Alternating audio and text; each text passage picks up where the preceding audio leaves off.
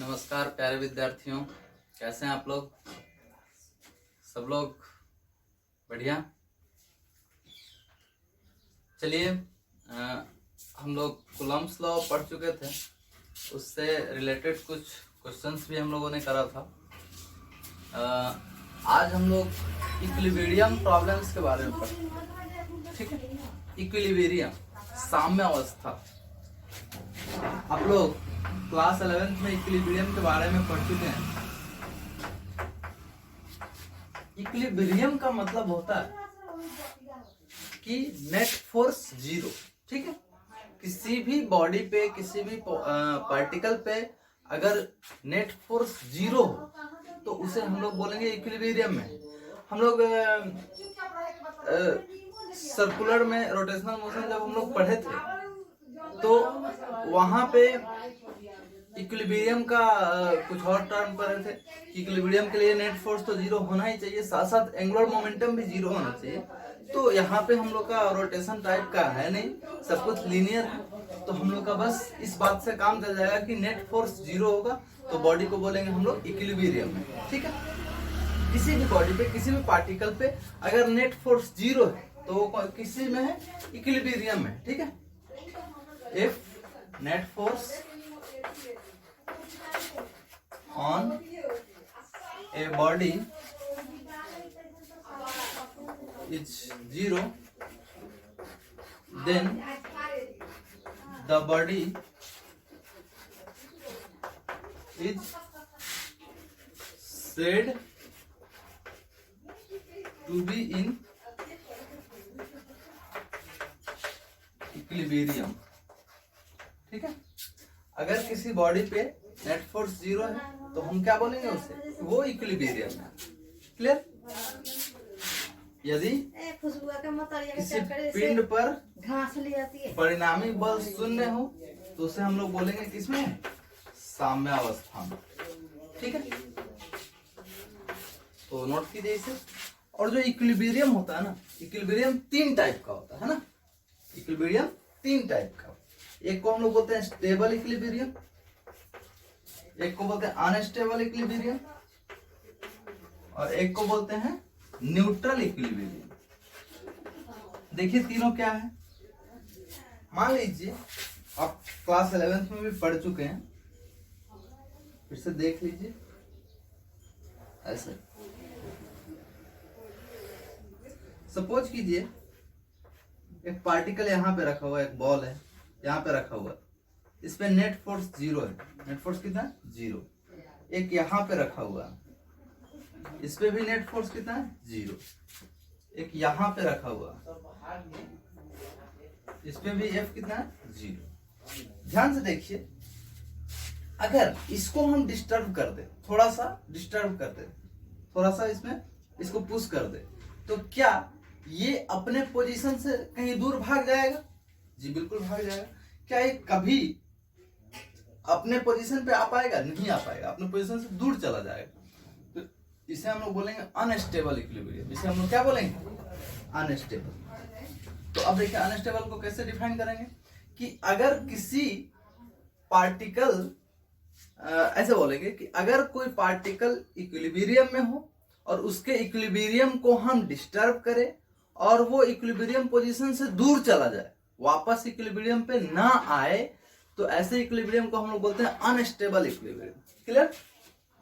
वैसे ये वाला, इस वाले बॉडी की बात कर ले तो सोचिए इसको थोड़ा सा हम डिस्टर्ब कर दे, थोड़ा इसको ऊपर की तरफ धक्का दे दे, तो क्या होगा? जैसे यहाँ पे लेके छोड़ेंगे, ये वापस अपने इक्विलिब्रियम पे आएगा, फिर इधर जाएगा, थोड़ा देर के बाद में फिर यहाँ आकर रुक जाएगा। तो अगर कोई बॉडी इक्विलिब्रियम में हो और उसके इक्विलिब्रियम को डिस्टर्ब करे और वापस वो इक्विलिब्रियम पोजीशन पे चला आए, तो ऐसे इक्विलिब्रियम को हम लोग बोलते हैं स्टेबल इक्विलिब्रियम। इसको हम लोग क्या बोलते हैं? Stable equilibrium. और जैसे इसको डिस्टर्ब करे तो इसमें कोई फर्क नहीं पड़ेगा, ऐसे का ऐसे ही रहेगा। देखिए ये कहीं भी जाएगा तो सेम टाइप का रहेगा, बस लुढ़कते जाएगा।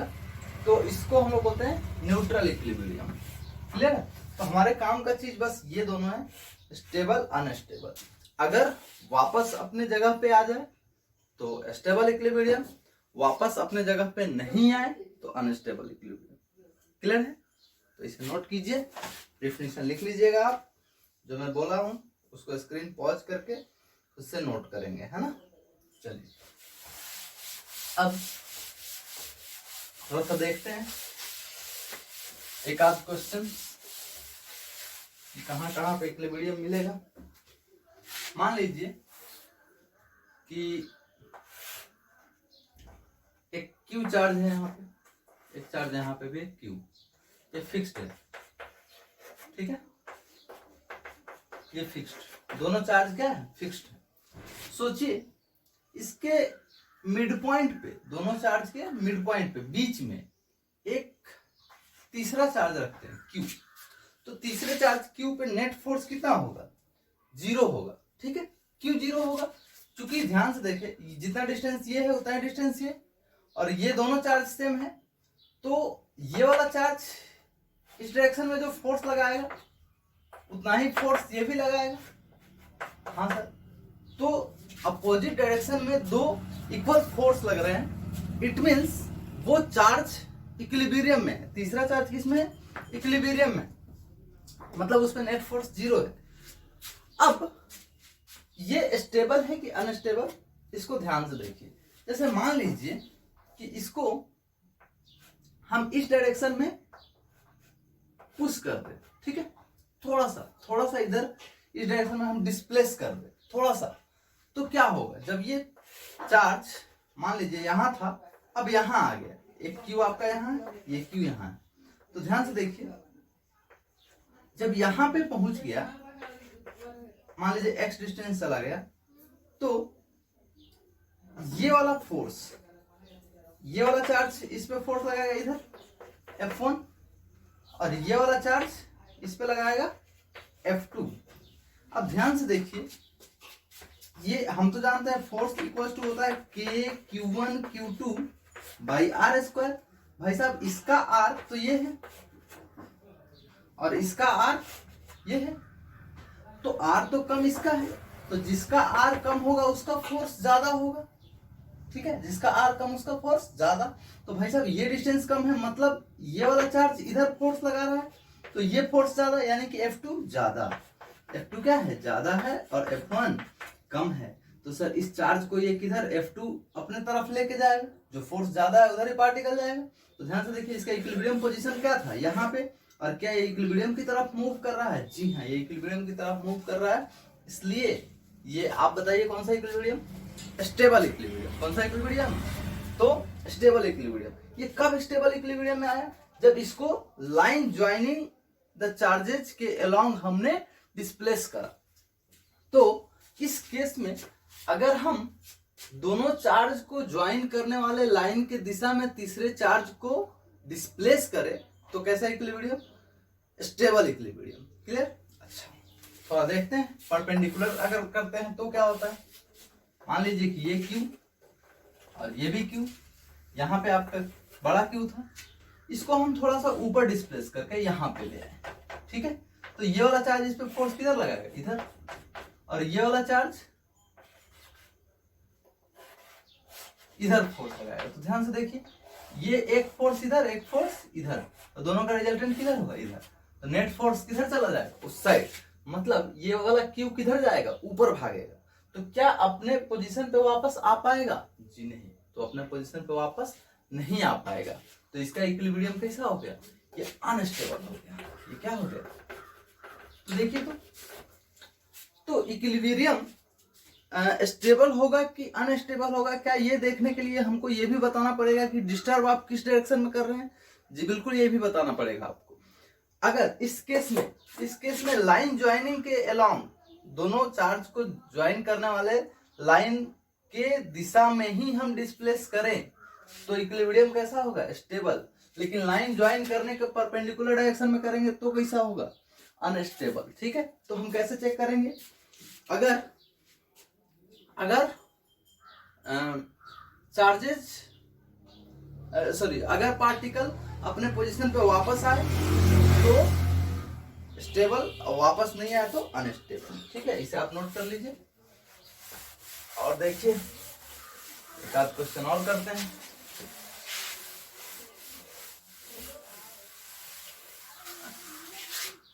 चलिए मान लीजिए ये अगर ऐसा होता, ये माइनस क्यू होता फिक्स, ये भी माइनस होता, तो यहाँ पे क्यू रखते तो भी कहानी वही होती, सेम नहीं होती।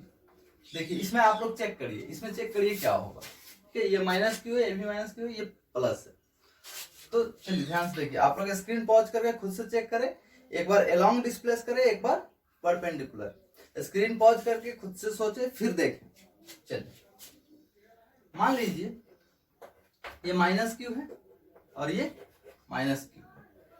अब इसको हम थोड़ा सा इधर डिस्प्लेस कर दिए, ये इक्विलिब्रियम पोजीशन था, यहां पे लेके चले, तो सोचिए ये पॉजिटिव है तो ये इसको क्या करेगा, अट्रैक्ट करेगा, और ये इसको इधर अट्रैक्ट करेगा। ये F1 और ये F2, ध्यान से देखिए, F2 इसका है और F1 इसका है। ये चार्ज भी अट्रैक्ट कर रहा है, ये वाला, और वो वाला भी अट्रैक्ट कर रहा है। तो क्या होगा सोचिए जरा। अब सोचिए कि ये भी अट्रैक्शन है और ये भी अट्रैक्शन है। ये वाला माइनस क्यू इधर खींच रहा है, ये वाला माइनस क्यू उधर खींच रहा है। अब सर ये क्या होगा, इसके साथ ज्यादा फोर्स कौन होगा, F1 या F2? आप ध्यान से देखें तो ये वाला डिस्टेंस क्या है, कम है, मतलब ये चार्ज जो फोर्स लगाएगा क्या वो ज्यादा लगेगा, जिसका डिस्टेंस कम होता है वो फोर्स ज्यादा होता है। तो ये फोर्स ज्यादा और ये फोर्स कम, यानी कि F1 ज्यादा और F2 कम। तो सोचिए ये F1 ज्यादा है तो उधर ही खींचा जाएगा, ठीक है, तो उधर ही खींचा जाएगा। तो ये कैसा है, ये अनस्टेबल इक्विलिब्रियम। कैसा है, अनस्टेबल। क्लियर। और देखिए जब हम perpendicular to the line joining करते हैं तो क्या होता है, देखिए ध्यान से, ऊपर हम यहाँ पे लेके चले गए, तो सोचिए ये वाला क्या करेगा, इधर खींचेगा और ये वाला इधर खींचेगा, तो रिजल्टेंट किधर होगा, बीच में। तो ये वाला चार्ज किधर भागेगा, इधर। तो देखिए पोजीशन आपका, ये इक्विलिब्रियम पोजीशन ये है, तो इक्विलिब्रियम पोजीशन की तरफ आया, तो जब इक्विलिब्रियम पोजीशन की तरफ आया तो ये कैसा equilibrium, stable. Is it clear. तो इस तरह से हम लोग चेक करेंगे, ठीक है। इसमें अलग अलग चार्जेस दे के आपसे पूछा जा सकता है, तो आप बस देखिए कि वो क्या हो रहा है, अपने पोजीशन पे, अपने इक्विलिब्रियम पोजीशन पे वापस आ रहा है कि नहीं आ रहा है। फिर हम लोग डिसाइड करेंगे कि वो स्टेबल इक्विलिब्रियम है या फिर अनस्टेबल है, ठीक है। तो इसे नोट करें। चलिए तो हम लोगों ने देखा stable equilibrium, unstable equilibrium, clear है। अब हम लोग इक्विलिब्रियम प्रॉब्लम्स थोड़ा सा पढ़ेंगे, इक्विलिब्रियम से रिलेटेड प्रॉब्लम्स ही करेंगे।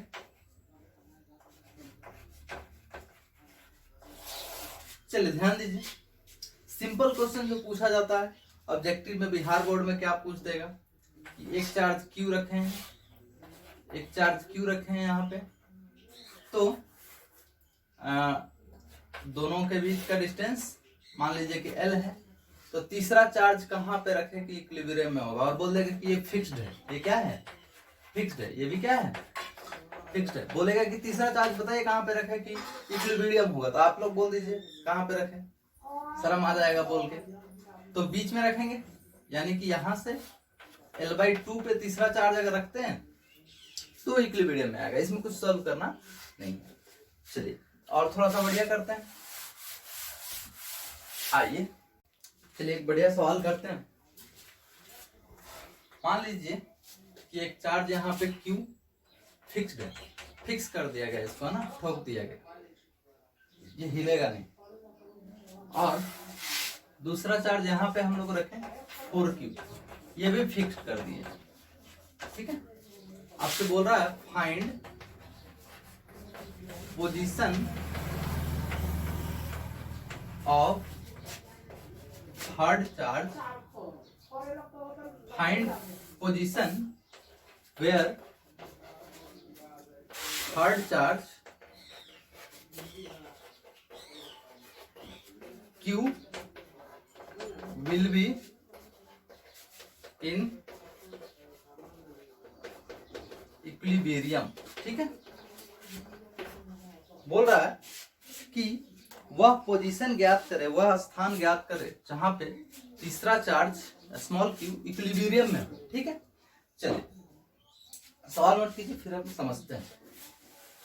अब यार पहले एक बात आप सोचिए कि इक्विलिब्रियम कब होता है। इक्विलिब्रियम तब होता है जब नेट फोर्स कितना होता है, 0 होता है। सोचिए कोई भी पार्टिकल है, इस पे अगर फोर्स, एक फोर्स इधर F1 लग रहा है और एक फोर्स F2 इधर लग रहा है, अगर ये पार्टिकल इक्विलिब्रियम में है देन F1 और F2 कितना होना चाहिए, 0 होना चाहिए। तो F1 F2 0 हो तो इसका कैसे, कब 0 होगा, दोनों तो अपोजिट डायरेक्शन में है ही। अब 0 होने के लिए क्या दोनों का बराबर होना जरूरी है? बिल्कुल, जितना फोर्स इस डायरेक्शन में लग रहा है उतना ही फोर्स इधर लगेगा, तो नेट फोर्स कितना होगा, 0, तो इक्विलिब्रियम में आ जाएगा। तो फॉर इक्विलिब्रियम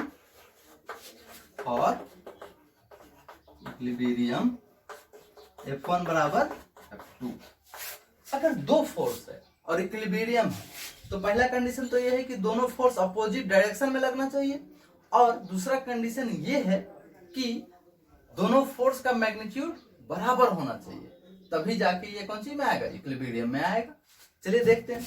तो पहले इसमें आप थोड़ा सा सोचिए, सवाल तो हम लोग कर लेंगे, पहले सोचिए कि कहाँ कितने ऐसे पोजीशन होंगे जहां पे नेट फोर्स 0 आएगा। देखिए ध्यान से, अगर मान लीजिए कि Q को हम यहाँ रखें, सोचिए सारे पॉजिटिव है तो ये 4Q इधर फोर्स लगाएगा, और ये भी पॉजिटिव है तो ये भी रिपेल करेगा, ये भी इधर फोर्स लगाएगा, तो दोनों फोर्स तो एक ही डायरेक्शन में है। इसका मतलब यहाँ पे तो इक्विलिब्रियम नहीं होगा।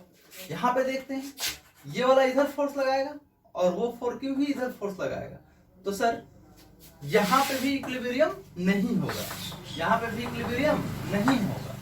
सोचिए यहाँ पे अगर इधर कहीं बीच में रखे तो, जी बिल्कुल बीच में रखे तो हो सकता है। सोचिए कैसे, ये Q तो इधर लगाएगा F1 और ये इधर लगाएगा F2।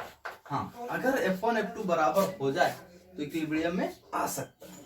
चलिए मान लेते हैं कि यहां से यहां तक का डिस्टेंस जो है वो सपोज करिए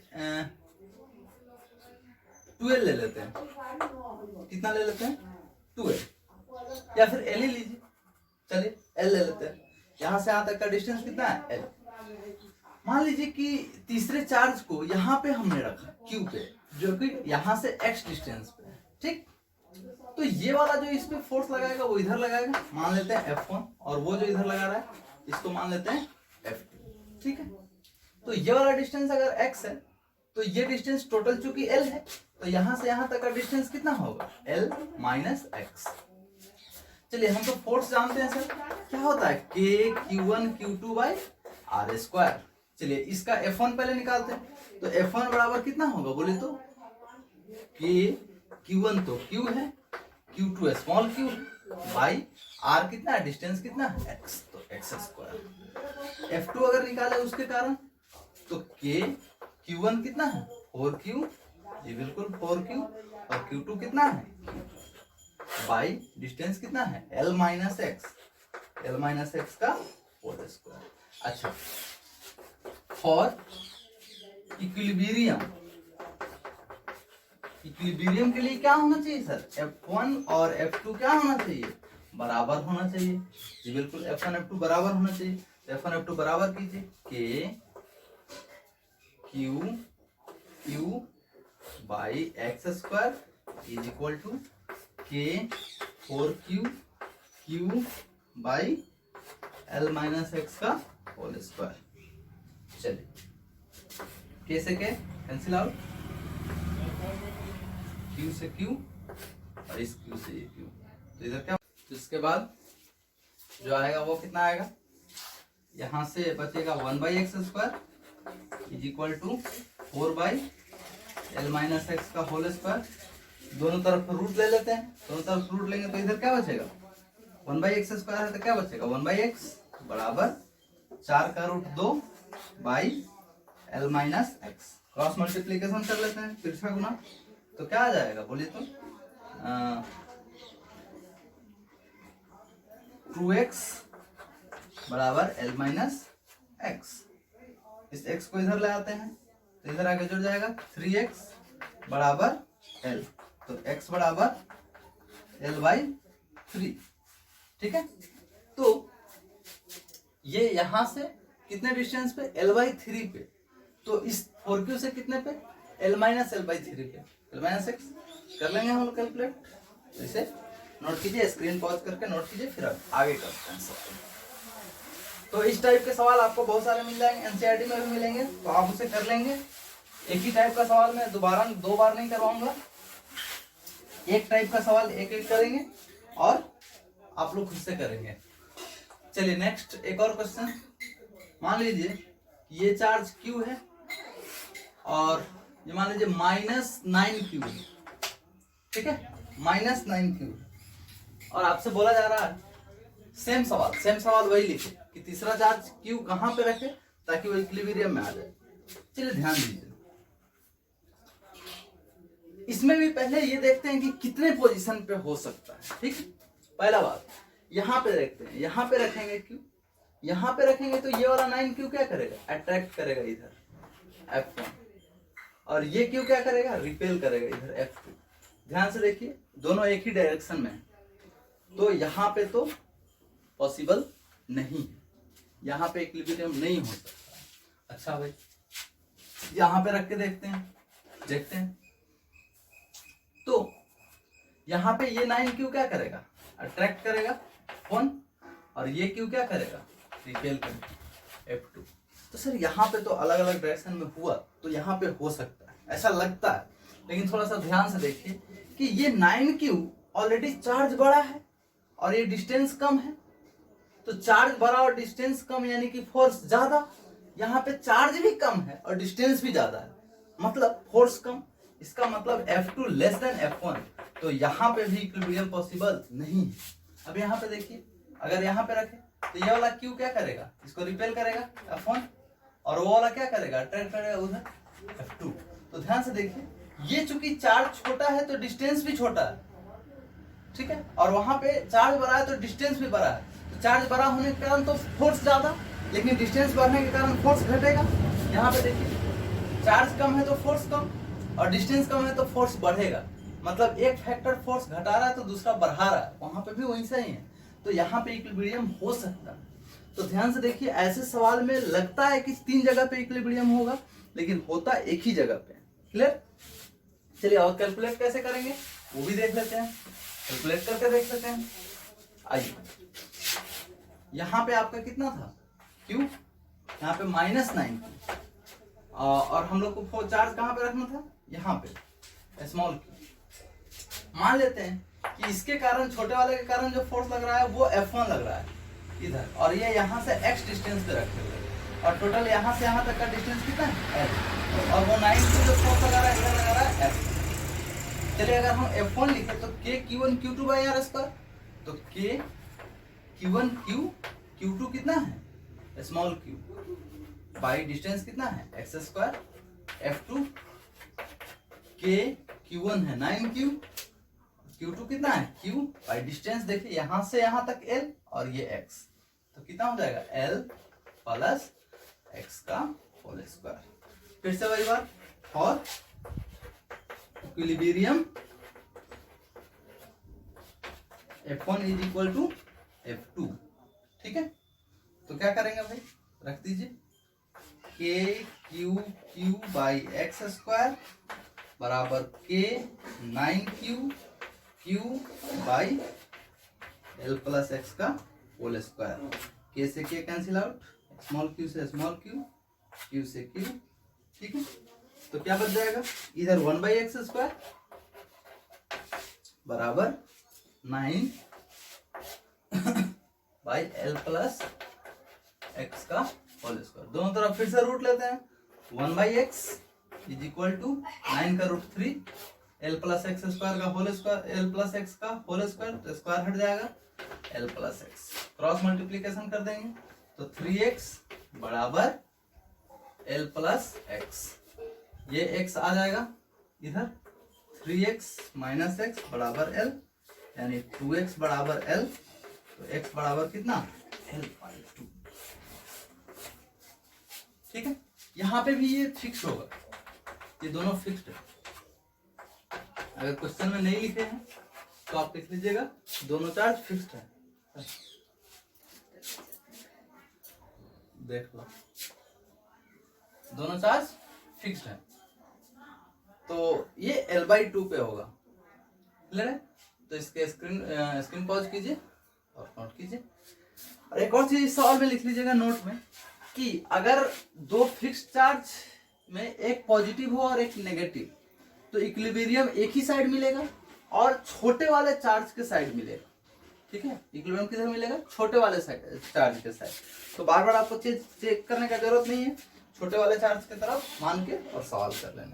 तो नोट कीजिए, आइए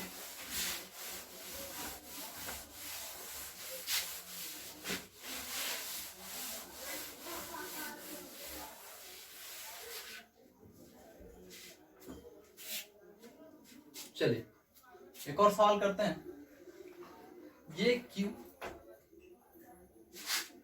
और मान लीजिए ये -9Q, ठीक है। अब ये फिक्स्ड नहीं है, दोनों में कोई भी फिक्स्ड नहीं है। अभी हम लोग फिक्स वाले कर रहे थे, अभी फिक्स वाले नहीं कर रहे हैं। बोल रहा है find magnitude, nature and position of A third charge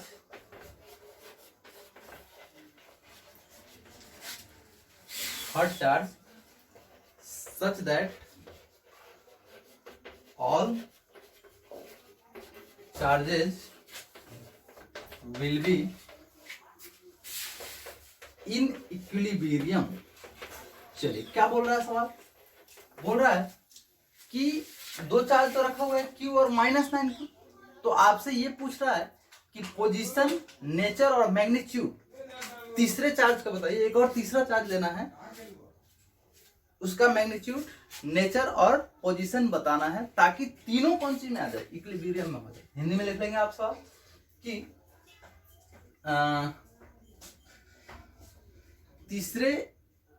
किसी तीसरे आवेश का परिमाण, प्रकृति और स्थिति बताएं ताकि तीनों आवेश साम्य अवस्था में हो। ठीक है, तो सवाल नोट कीजिए स्क्रीन पॉज करके, फिर हम लोग करते हैं।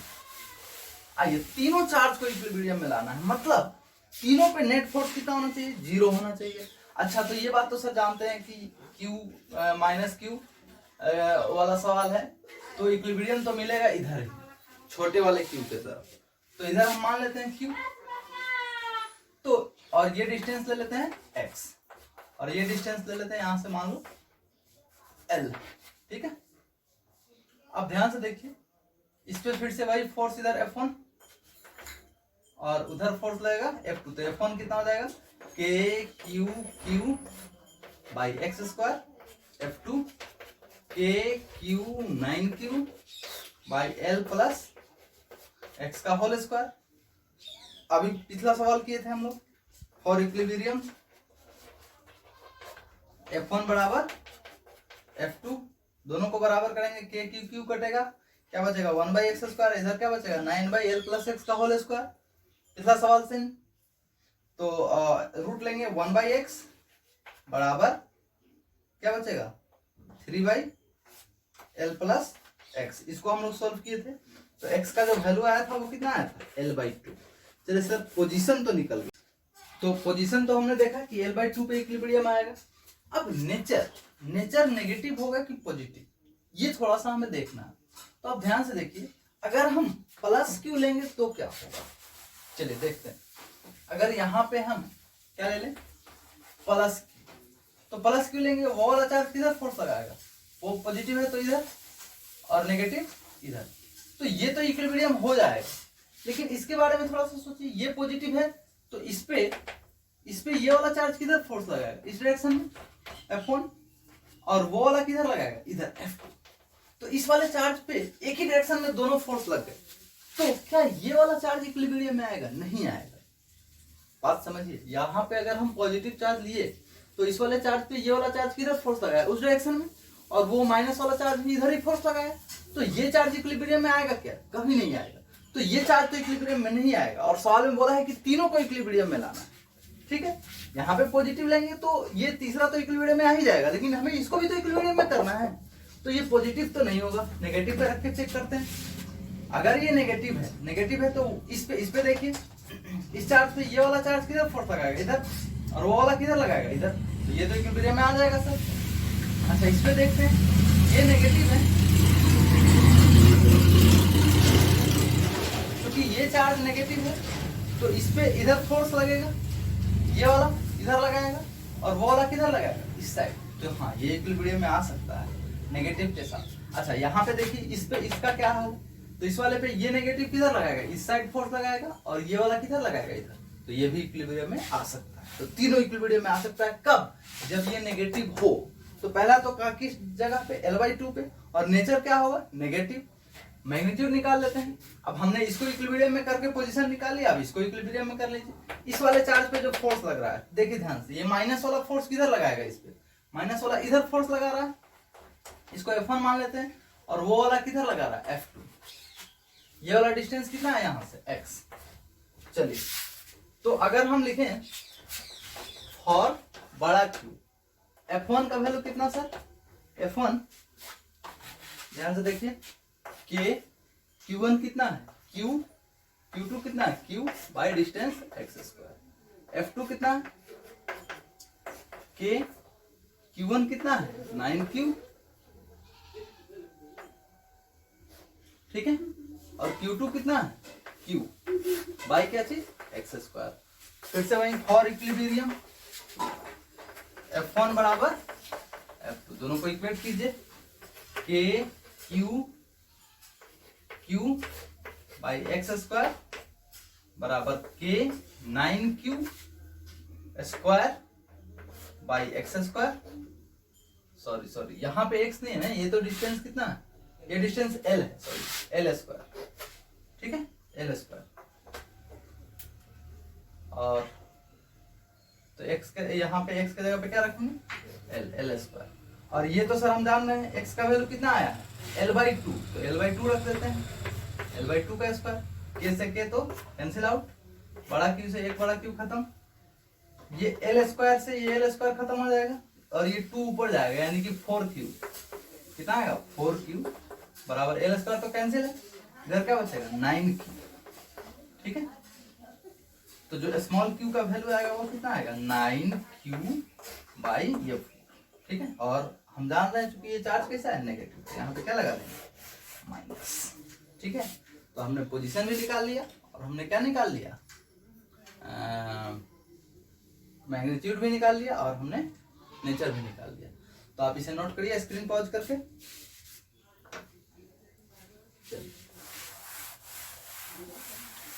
तो ये सवाल थे इक्विलिब्रियम के, इक्विलिब्रियम वाले क्वेश्चन थे। ठीक है, इसमें और आपसे पूछा जाता है SHM वाले सवाल। ठीक है, SHM मिक्स कर दिए जाते हैं। वो कैसे हो जाता है? देखिए ध्यान से, मान लीजिए कि एक चार्ज यहाँ पे Q है, दूसरा चार्ज भी Q ही मान लीजिए, तीसरे चार्ज को यहाँ पे रखते हैं, चार्ज Q मास M। सवाल है, बोल रहा है कि if small q is displaced, ठीक है, by A small displacement x। ठीक है, अगर q को लिख देते हैं सवाल, if q is slightly displaced, ऐसे लिखते हैं, slightly displaced along the line joining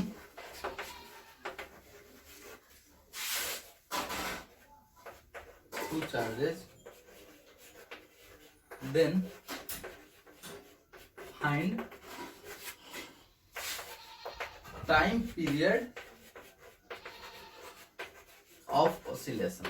ठीक है, ध्यान से देखिए, ओसिलेशन क्यों होगा जी? जब इस क्यू को इधर डिस्प्लेस करेंगे तो ये वाला चार्ज क्या करेगा, इधर फोर्स लगाएगा, और ये वाला चार्ज किधर फोर्स लगाएगा, उस डायरेक्शन में।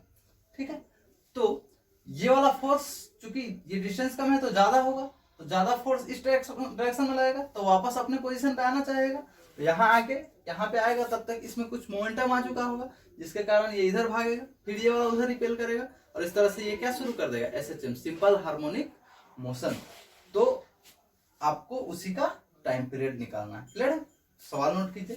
हिंदी क्या हो जाएगा, अगर Q आवेश को थोड़ा सा विस्थापित कर देते हैं तो ऐसे लिखिएगा, यदि Q को दोनों आवेशों को मिलाने वाली रेखा के अनुदिश थोड़ा विस्थापित कर दें तो इसका आवर्तकाल ज्ञात करें। ठीक है, नोट कीजिए। चलिए देखिए,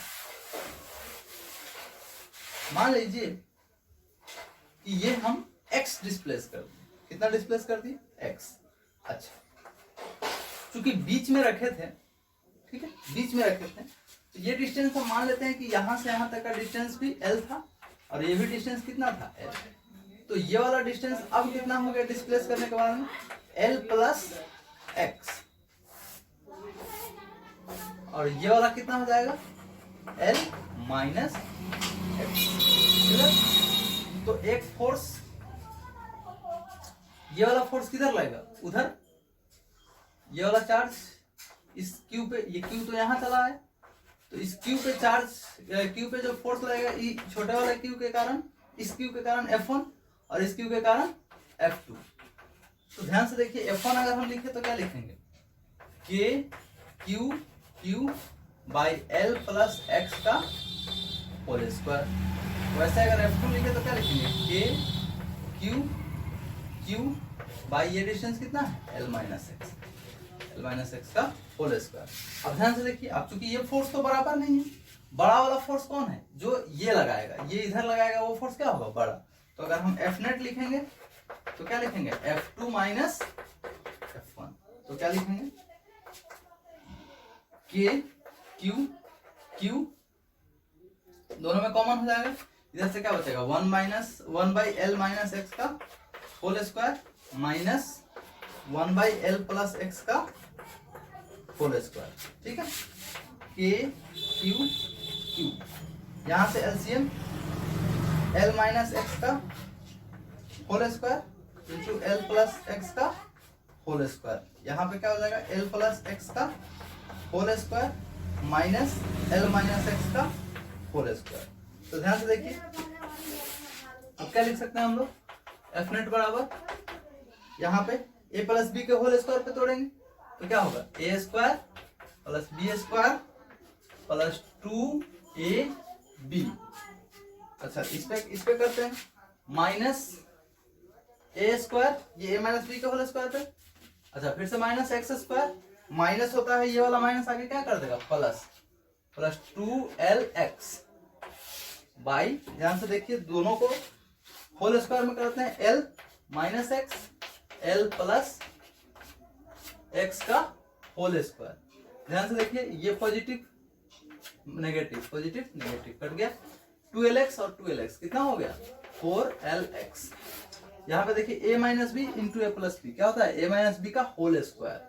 ठीक है, तो क्या लिखेंगे, l माइनस एक्स का होल स्क्वायर। तो ये इतना है। अच्छा, ये कॉमन में k q था, यहाँ पे भी छूट गया है, आप इसे नोट कर लेंगे। यहाँ पे k q into small q, यहाँ पे भी क्या आएगा, k q into small. Clear? अच्छा, आप ध्यान से देखिए, ये जो डिस्टेंस यहाँ से यहाँ तक का डिस्टेंस 12 है, ठीक है, या फिर ये l, तो l के तुलना में, l के कंपैरिजन में जो x होगा वो बहुत छोटा होगा, तो l very very greater than x। ठीक है, l बहुत बड़ा है x से, इसलिए हम क्या लिख सकते हैं, l माइनस एक्स को लगभग हम लोग क्या लिख सकते हैं, l, x को नेग्लेक्ट कर सकते हैं, तो f नेट का वैल्यू कितना आ जाएगा, k q q 4lx by sorry a square minus b square होता है ना, a square minus b square, तो l square minus x square को हम क्या मान लिए, l स्क्वायर, तो यहाँ से क्या आ जाएगा एल स्क्वायर, इसके जगह पे सिर्फ एल स्क्वायर रखेंगे, फिर से इसका स्क्वायर होगा, एल का पावर कितना हो जाएगा 4। तो यहाँ से एक एल से एक एल कटेगा, क्या बच जाएगा एल क्यू। तो एफ नेट बराबर कितना हो जाएगा के क्यू 4 एल, एल नहीं, एल से तो एल कट जाएगा बाई एल क्यू, के क्यू 1 से।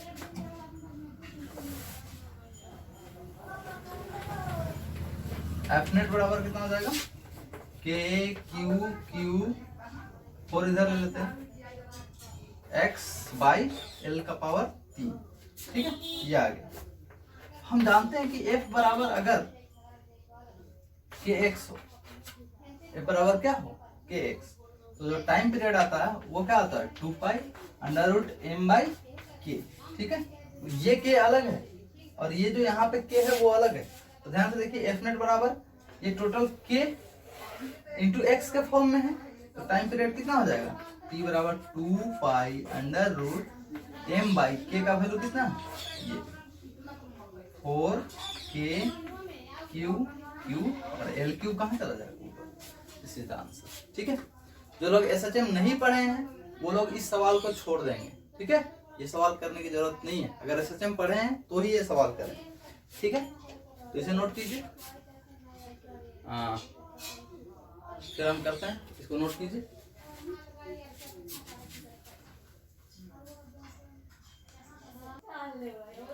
चलिए तो एक और सवाल करते हैं टाइम पीरियड वाले।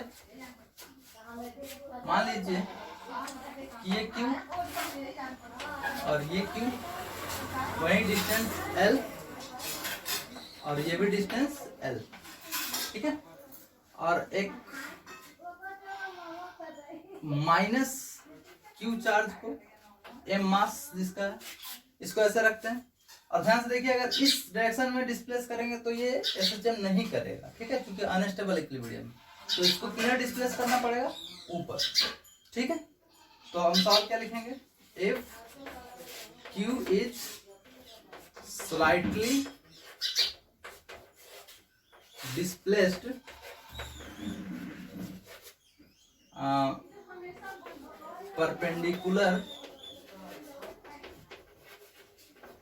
perpendicularly to the line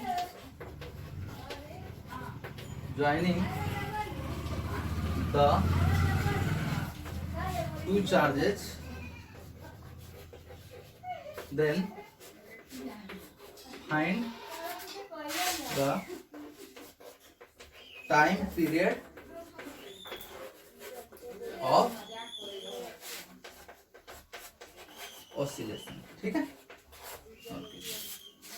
Hindi का लिखेंगे, यदि Q को दोनों आवेश को मिलाने वाली रेखा के लंबवत थोड़ा सा विस्थापित कर देते हैं तो दोलन का आवर्तकाल ज्ञात करें। ठीक है, चलिए आइए कैसे सॉल्व करेंगे। फिर से जो लोग एसएचएम नहीं पढ़े होंगे छोड़ सकते हैं। ये Q, ये भी Q, यहाँ वाला चार्ज माइनस Q। तो ध्यान से देखिए ये फोर्स इस पे किधर लगेगा, ये वाला फोर्स इधर इस पे लगाएगा नीचे की तरफ, और ये वाला चार्ज कैसे लगाएगा इस तरफ, और दोनों फोर्स सेम लगेगा क्योंकि यहाँ से जो डिस्टेंस ये है, ये डिस्टेंस ये भी है। हम मान लेते हैं ये वाला जो डिस्प्लेसमेंट यहाँ पे किए वो x डिस्प्लेस। ठीक है, ये L और ये भी L, तो ये वाला जो डिस्टेंस होगा वो कितना होगा under root L square plus x square, और ये वाला डिस्टेंस भी कितना होगा under root L square plus x square. तो ये वाला डिस्टेंस कितना होगा under root L square plus x square. चलिए तो f का वैल्यू अगर निकालते हैं तो ध्यान से देखिए कितना होगा k q q by under root L square plus x square का होल स्क्वायर, यानी कि l square plus x square. अच्छा सर ध्यान से देखें कि ये एंगल अगर थीटा है तो ये भी कितना होगा थीटा। ठीक, तो ये जो दोनों फोर्स का रिजल्टेंट आएगा इस तरफ, इसका कंपोनेंट कर लेंगे। तो ध्यान से देखिए एफ का कंपोनेंट अगर इधर करेंगे, ये थीटा है तो इधर एफ कॉस थीटा, और इधर एफ साइन थीटा, और ये वाला एक एफ इधर है, ये भी थीटा एंगल है, तो इसका भी एक कंपोनेंट होगा एफ साइन थीटा, और इधर क्या होगा एफ कॉस थीटा। तो ये इसको कैंसिल आउट करेगा, तो जो एफ नेट आएगा, टोटल फोर्स आएगा, वो तो यही होगा F cos theta plus F cos theta, यानी कि 2f कॉस थीटा। ठीक है, और कॉस थीटा का वैल्यू कितना होगा वो भी देख लीजिए, ध्यान से देखिए। कॉस थीटा क्या होता है b बाई एच, तो b कौन है ये, और h कौन है ये, तो b कितना है x, और h कितना है under root L square plus x square. तो चलिए एफ नेट अब लिखते हैं, 2 एफ का वैल्यू कितना है सर, एफ का वैल्यू k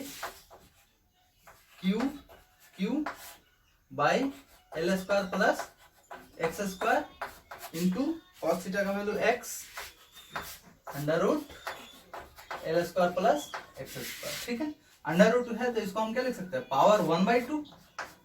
ठीक है, तो क्या हो जाएगा 2k Q x by power यहाँ 1 है, यहाँ 1/2 है, तो पावर कितना होगा 3/2, तो L plus L square plus x square का पावर 3/2।